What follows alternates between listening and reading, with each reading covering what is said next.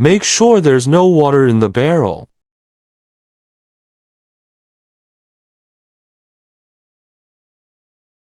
Check if there's refrigerant in the chiller before turning it on. It can only be started if there's refrigerant.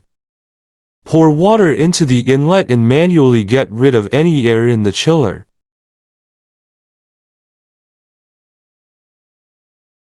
Keep pouring water until it starts coming out of the outlet.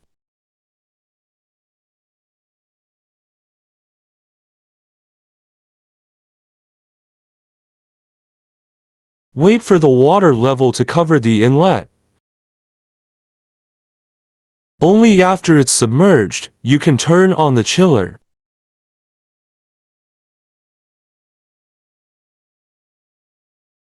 Adjust the temperature to go up or down.